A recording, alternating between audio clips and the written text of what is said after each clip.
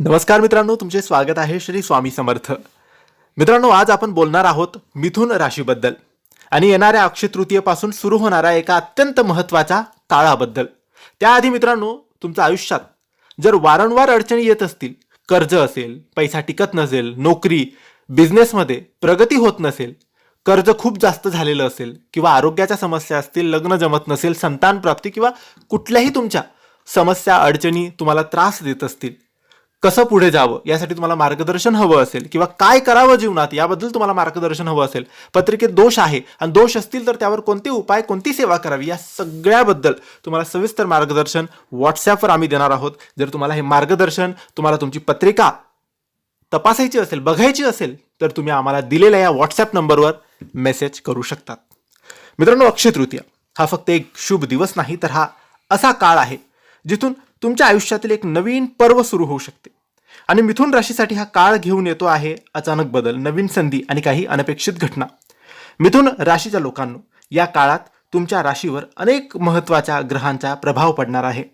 जसं की बुध तुमचा स्वामी ग्रह आहे, गुरु भाग्य आणि ज्ञान तुम्हाला देतो, राहू केतू अचानक तुमच्या जीवनात बदल घडवू शकतो. या ग्रहांच्या हालचालीमुळे तुमच्या आयुष्यात काही गोष्टी अचानक घडू शकतात. काहींसाठी मोठी संधी मिळेल तर काहींसाठी धक्का देणारे अनुभव नक्की बघायला मिळतील. म्हणूनच सावध राहणं खूप गरजेचं आहे. अक्षय तृतीयेपासून पुढील काळात तुम्ही काही गोष्टींमध्ये खूप काळजी घ्यायला हवी. कोणतीही माहिती न तपासता निर्णय घेऊ नका. नवीन लोकांवर लगेच विश्वास ठेवू नका. पैशाबाबत धोका घेऊ नका, कारण या काळात फसवणूक किंवा चुकीचे निर्णय होण्याची शक्यता आहे. मिथुन राशीसाठी पैशाच्या बाबतीत हा काळ थोडा अनप्रेडिक्टेबल असणार आहे. अचानक पैसे मिळू शकतात, पण त्याच वेळी ते खर्चही वाढू शकतो.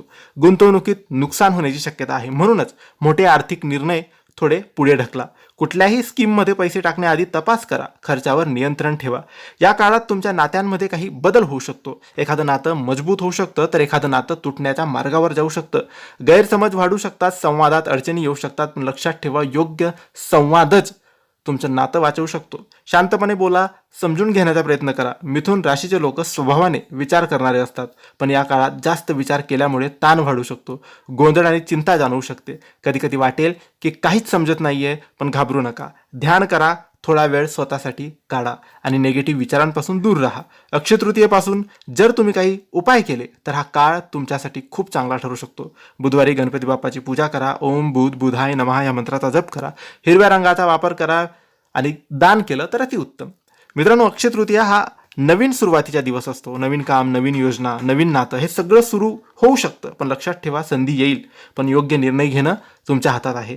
मिथुन राशीच्या लोकांनो, हा काळ तुमच्यासाठी टर्निंग पॉईंट ठरू शकतो. सावध राहा, विचारपूर्वक निर्णय घ्या आणि स्वतःवर विश्वास ठेवा, कारण अक्षय तृतीयेपासून सुरू होणारा हा काळ तुमच्या आयुष्याला नवीन दिशा देणारा आहे.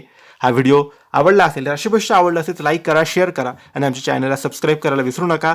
पत्रिका तपासायची असेल, मार्गदर्शन हवं असेल तर दिलेल्या व्हॉट्सॲप नंबरवर मेसेज करा. धन्यवाद.